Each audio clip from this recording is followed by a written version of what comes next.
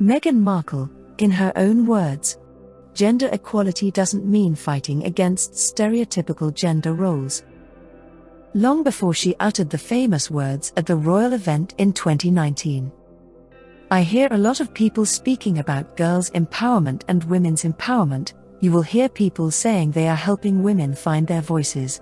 I fundamentally disagree with that, because women don't need to find their voices, they need to be empowered to use it, and people need to be urged to listen. Meghan did not get her voice from marrying Prince Harry. To the contrary, she had a global voice way before the royal life. Meghan Markle was a modern woman living a purpose-driven life and making global impact before she married into the House of Windsor.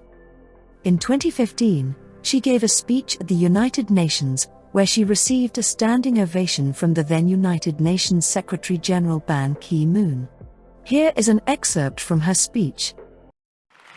Women make up more than half of the world's population and potential. So it is neither just nor practical for their voices, for our voices, to go unheard at the highest levels of decision-making. The way that we change that, in my opinion, is to mobilize girls and women to see their value as leaders and to support them in these efforts. What prepared Meghan Markle for this historic event was the work that she had previously done.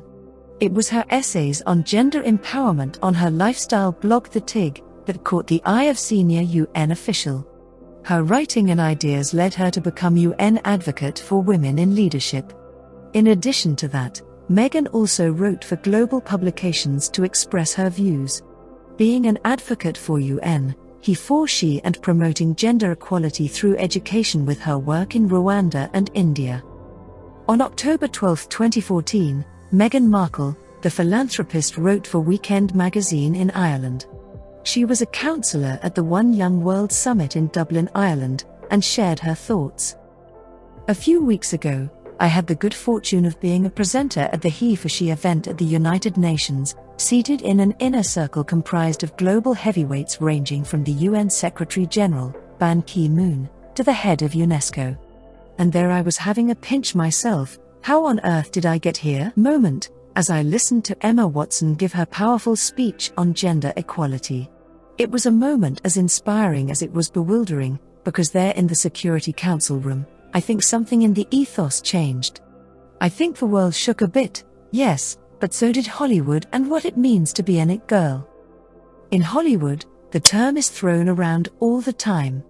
The it girl, or more aptly, the it woman, whose career is on fire. She books every film, she is on the cover of every magazine, she's seated front row at the best fashion shows in Milan, and she's likely dating an actor who has that same je ne sais quoi. She is it, has it all, looks the part, and walks a red carpet with the same routine familiarity as most of us order our morning coffee.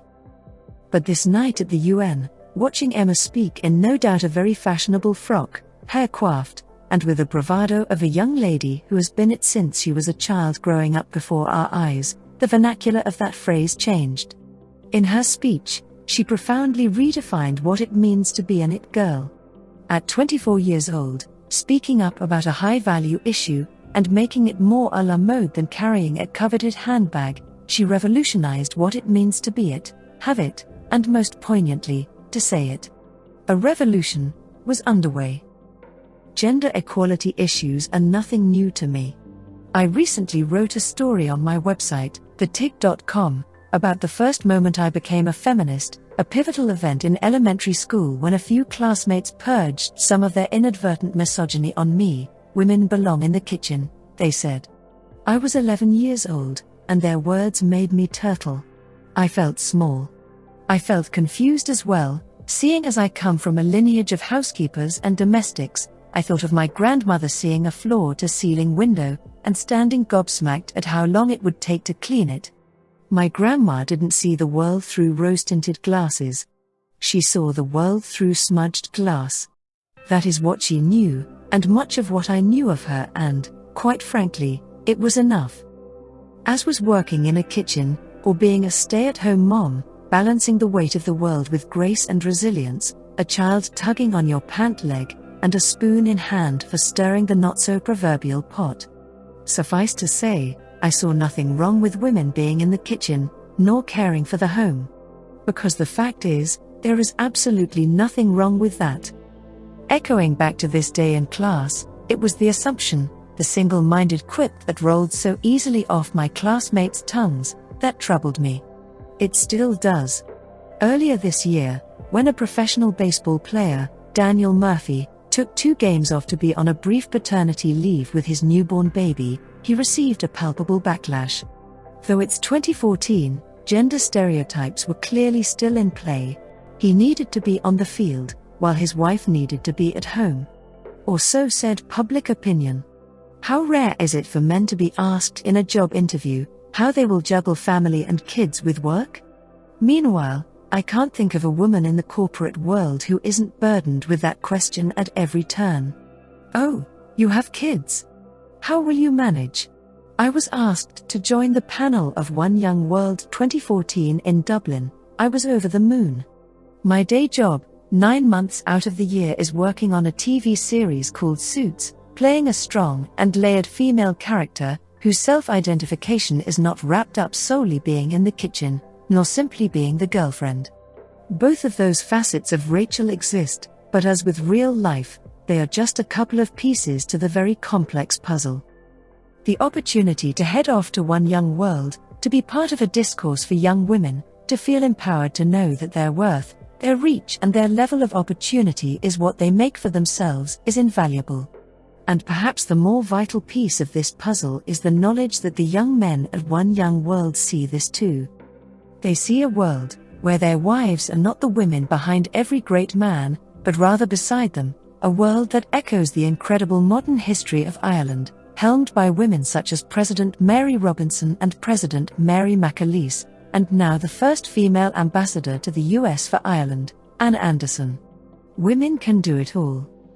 I recently met the former President of Finland, Lady President Tarja Halonen, backstage before our event at the UN. A staffer came in and asked if she needed anything, water, a pen. The usual suspects of such events. Lady President asked for one thing, lipstick. To be a feminist, to be a lady, to be a president, to be a woman does not mean fighting against the stereotype of gender roles, but embracing the idea that one can rule a country and wear lipstick, be a breadwinner at work, and a bread baker with her kids at home. I don't see the world through rose-tinted glasses, nor through smudged glass as my grandmother did, but I do see the world, fully, beautifully, and most importantly, clearly. Meghan Markle is a counselor at One Young World 2014. If you liked this video, and would like to support us with a one-time donation, give us a super thanks. Support us by becoming a patron if you want to support us monthly. Thank you for this video, a thumbs up and share it. Subscribe to the Duchess of Impact channel, and don't forget to hit that bell icon, so you never miss any updates. If you believe in our work, amplifying the work of our Duchess, consider joining our channel membership by clicking join. Leave us a comment. Thanks for watching.